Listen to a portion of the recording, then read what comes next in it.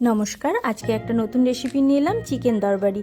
অসাধারণ একটা রেসিপি বন্ধুরা, পুরো ভিডিওটা দেখার অনুরোধ রইল সকলের কাছে। যে জিনিসগুলো উপকরণগুলো আমি নিয়েছি, প্রথমেই এই স্পেশাল একটা মশলা বানিয়ে নিতে হবে। এগুলো শুকনো কড়ায় মানে তাওয়ায় ভেজে এটাকে ঠান্ডা করে আমি পিষে নিয়েছি মিক্সার জারে। তারপর চিকেনটাকে একটু দেখিয়ে দিই, সাথে যে জিনিসগুলো মোটামুটি লাগবে দই ছাড়া সবই প্রায় দেখিয়ে দিলাম। এরপর পেঁয়াজগুলোকে আমি এইভাবে ভেজে নিয়েছি।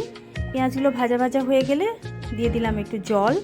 এরপর মশলাগুলো দিয়ে দেবো, শুকনো মশলাগুলো, যেমন ধনে গুঁড়ো, এটা জিরে গুঁড়ো, তারপর ধনে গুঁড়ো দিলাম 1 চামচ, তারপর লঙ্কা বাটা, রসুন বাটা, আদা বাটা, এগুলো দিয়ে মশলাটাকে ভালোভাবে কষিয়ে তারপর টমেটো দিয়ে দিলাম এবং দিয়ে দিলাম লবণ আর চিনি। এগুলো দিয়ে ভালোভাবে আবারও কষিয়ে নিলাম মশলাটাকে। আর দিয়েছি কাশ্মীরি লঙ্কার গুঁড়ো 1 চামচ, আপনারা চাইলে আরও 1 চামচ দিতে পারেন।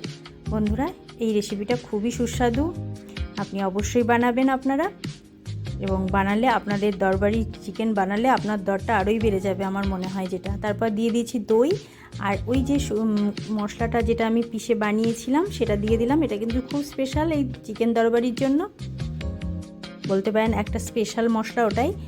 তো এবার ভালো করে চিকেনের সঙ্গে আবারও ভালো করে কষিয়ে নিয়ে কসুরি মেথি দিয়ে দিলাম। তারপর দিয়ে দিলাম জল। 5 মিনিট হাই ফ্লেমে রেখে তারপর লো ফ্লেমে আরও 5 মিনিট রেখে আমার চিকেন প্রায় হয়ে গেছে। এরপর আমি দিয়ে দিলাম বাটার 1 চামচ, আর ওই যে গুঁড়ো মশলাটা রেখেছিলাম সেটা আবারও 1 চামচ দিয়ে দিলাম। অসাধারণ টেস্ট হয় বন্ধুরা, আপনারা অবশ্যই এটা বানাবেন। আর কেমন লাগলো আমাকে অবশ্যই জানাবেন কমেন্ট বক্সে। এরপর আমি দিয়ে দিলাম কসুরি মেথি আবারও একটু।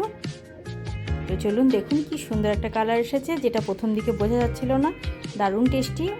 তো চলুন আজকের মতো এইটুকু, টাটা বন্ধুরা।